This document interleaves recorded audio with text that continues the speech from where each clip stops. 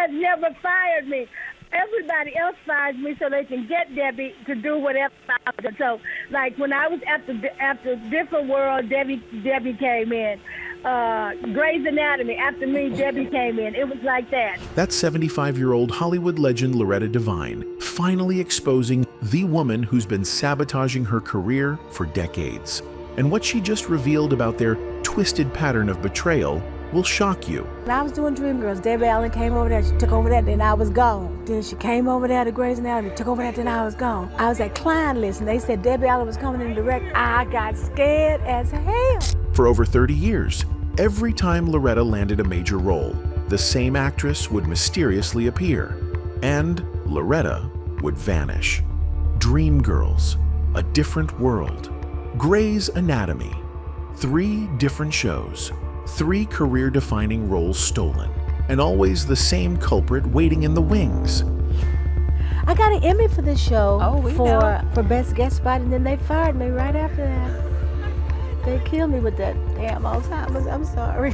This isn't about competition. This isn't about coincidence. This is about Hollywood's most beloved actress finally breaking her silence about the predator who's been hunting her career since the 1980s. It was never a war with guns, not even words most of the time, just a pattern Loretta Devine could no longer ignore. Project after project, she would get the call. Then, suddenly, she wouldn't. And not long after, Debbie Allen's name would appear on the cast list. Debbie Allen is the one who gets all the jobs that you have. Yes? Yeah. Well, she usually replaces me. Loretta's fans might remember her as the loving, funny Adele Weber on Grey's Anatomy. She poured heart and soul into that role, and even took home an Emmy for it. But that celebration didn't last long. Just as quickly as she rose on the show, she was gone, written out, quietly, no fanfare. And when the dust settled, it was Debbie Allen who took her place, literally, as the new love interest for James Pickens Jr.'s character, Dr. Richard Weber. Loretta didn't say much at first. She's never been the kind to start mess, but years later, her interviews told a different story. She admitted she was hurt and caught off guard by how unceremoniously her exit was handled. "I thought they'd at least call," she remarked in one interview. "I had just won an Emmy." And Debbie Allen didn't just replace her on Grey's Anatomy. The same thing happened with Dreamgirls. According to Devine, she was in the original stage production, but when it came time to bring it to screen, the character she'd built from scratch went to Debbie Allen. And when Loretta joined the client list, a show she hoped would be a fresh start, she joked that she got nervous when she heard Debbie Allen was directing episodes. Not because she was threatened by her talent, but because, by then, the pattern had become impossible to ignore. "Every time she shows up," Loretta said with a laugh, "I start packing my bags." And they said Debbie Allen was coming in direct. I got scared as hell. Hollywood is full of reshuffling. Directors change, writers rewrite, roles evolve. But Loretta's case wasn't about one missed opportunity. It was about a decade-long streak of vanishing roles, always followed by the same familiar face. And what stung the most wasn't just the replacement. It was how public the victories were for Allen, and how quiet the exits were for Devine. Some say it's coincidence, that Allen's success just happens to overlap with Loretta's. But Devine doesn't believe in that many coincidences, and she's not alone.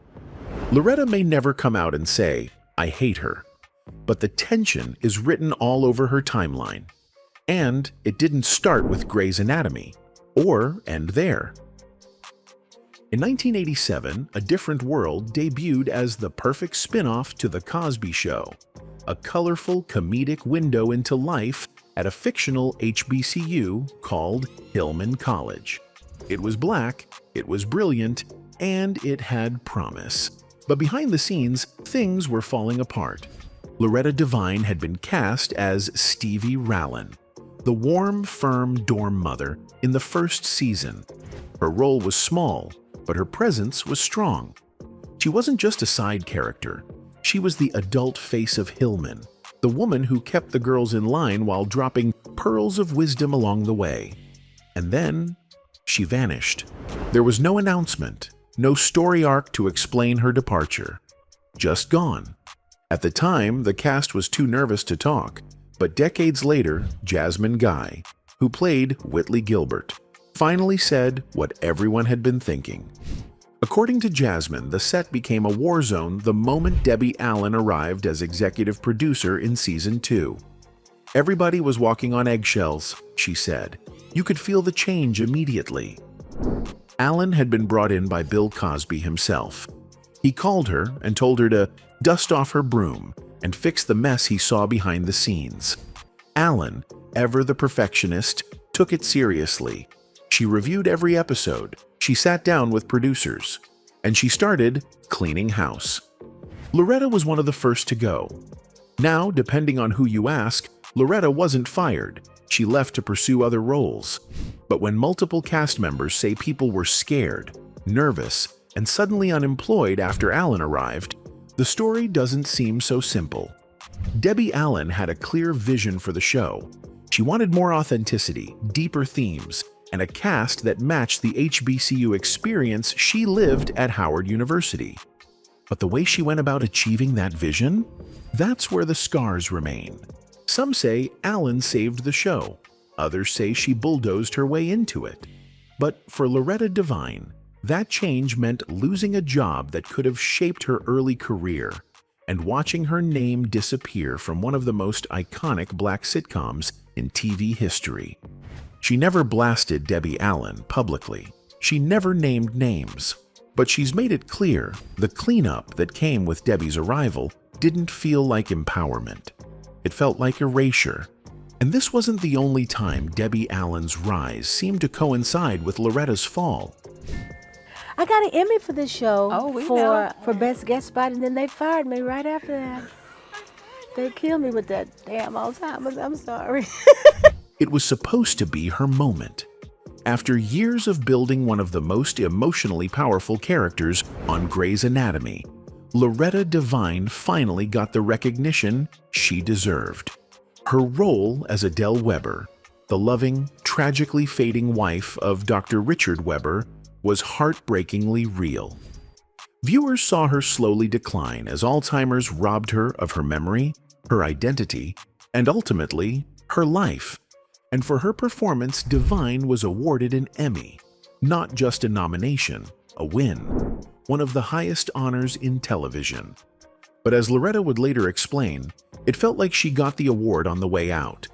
The character of Adele was written off, abruptly, no build-up, no proper goodbye, and again, no call.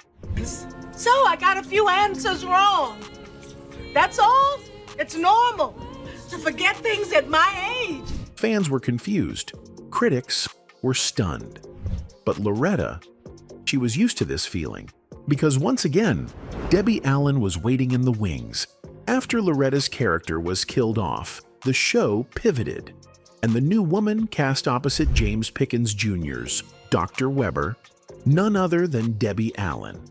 Her character, Dr. Catherine Avery, quickly became a series regular and love interest. It was déjà vu, only this time, in primetime, in front of millions. You're just another doctor.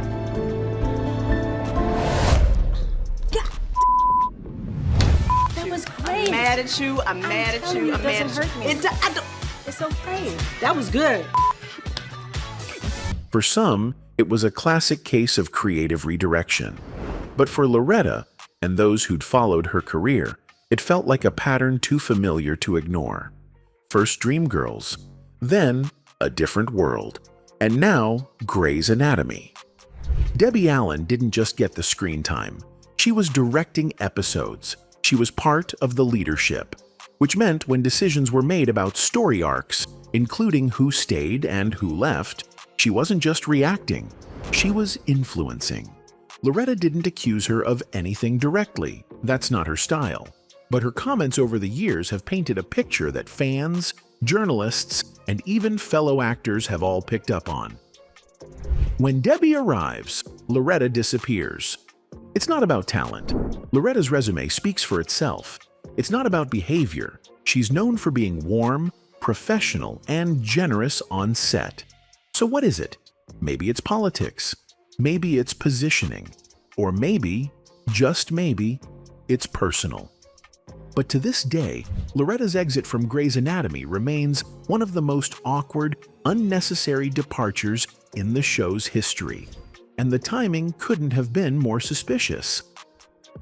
By the time Loretta Devine stepped onto the set of The Client List in 2012, she was already a celebrated name in the industry. With decades of experience and an Emmy under her belt, Devine had earned her place as one of Hollywood's most trusted character actresses, the kind of performer who brought warmth, depth, and authenticity to every role. So when she landed the part of Georgia Cummings, the savvy, street-smart owner of a massage parlor with a secret list of clients, it felt like the beginning of a new, edgier chapter in her career. The Lifetime series was meant to be a risk, a little provocative, a little dramatic. And for Loretta, it was a chance to break out of the overly maternal, background roles she had often been handed.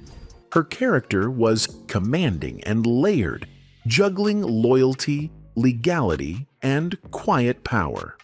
It was a role that allowed her to play with control, and for once, she wasn't the one being bossed around. On paper, everything was finally aligned.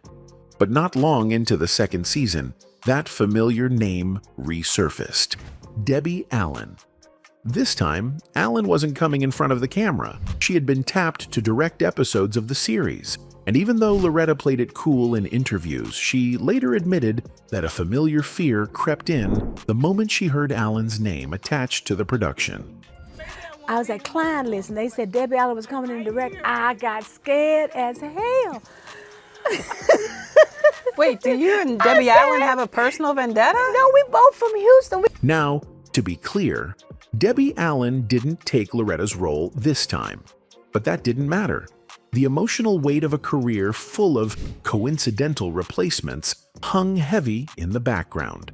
And in a subtle but unmistakable way, Loretta let the world know. She felt it. Again. Yet Allen wasn't even the biggest source of tension on The Client List. That title belonged to the show's star, Jennifer Love Hewitt.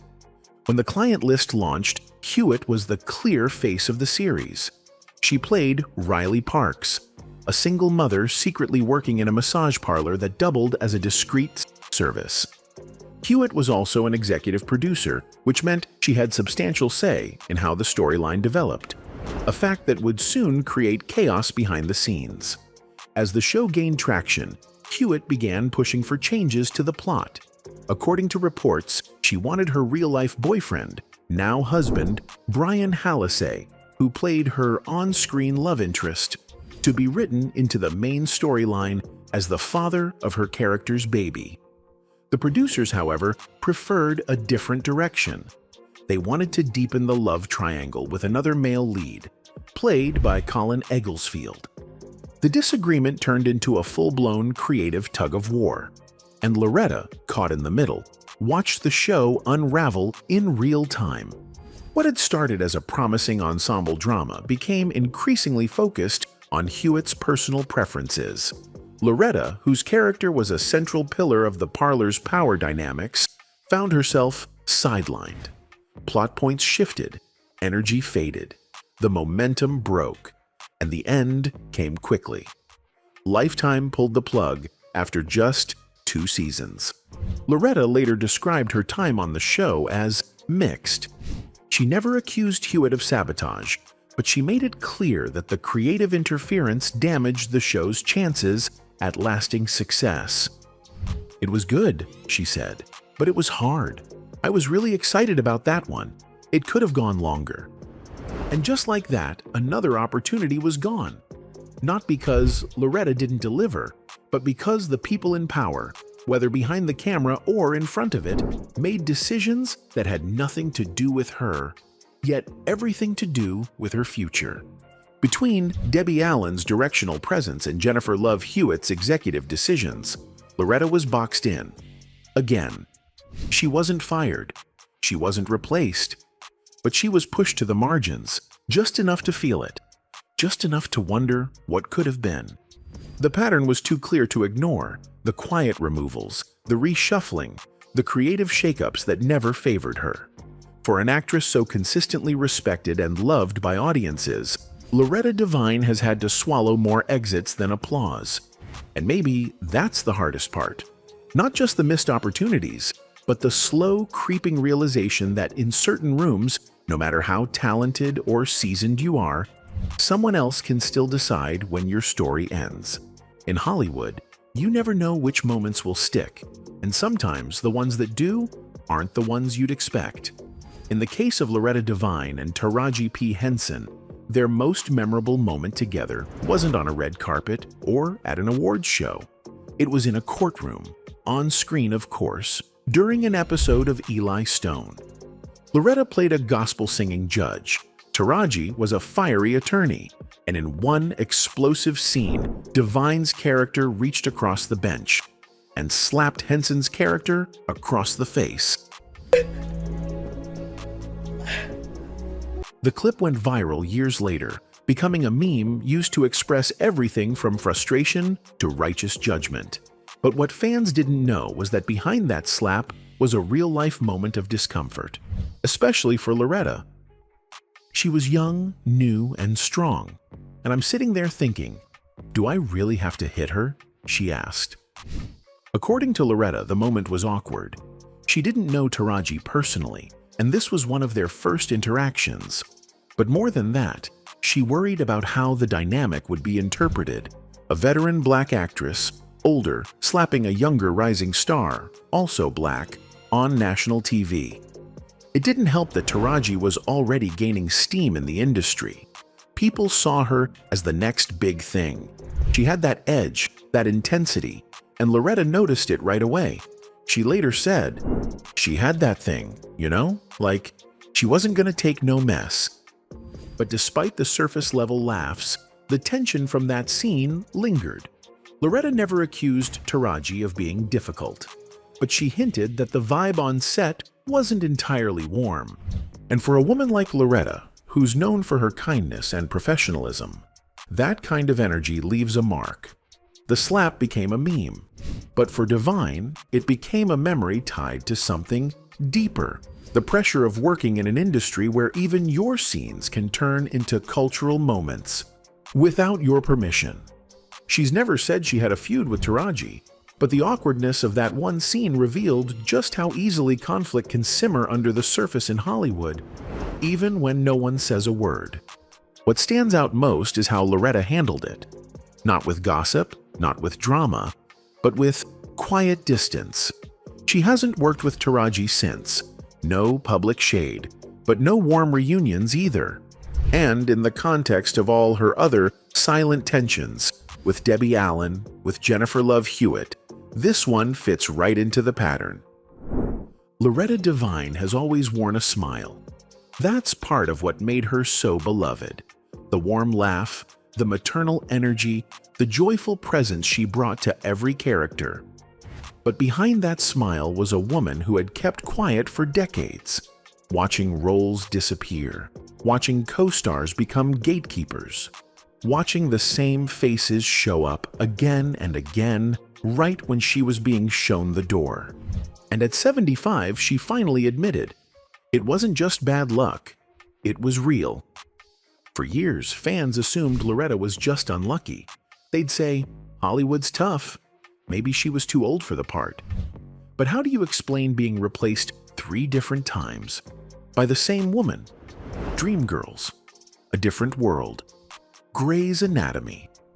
Each time she was pushed out, and Debbie Allen was ushered in. Loretta never named her outright. She never called her the villain, but she left breadcrumbs. In interviews, she'd mention how Allen just keeps showing up. In red carpet moments, she'd laugh about getting nervous when Debbie was around. That kind of nervous? It doesn't come from coincidence, it comes from history. Some defenders say Debbie Allen was just doing her job, that she was brought in to fix broken shows, to elevate the narrative, that her success wasn't about pushing people out, just pulling better results in. And they're not wrong entirely.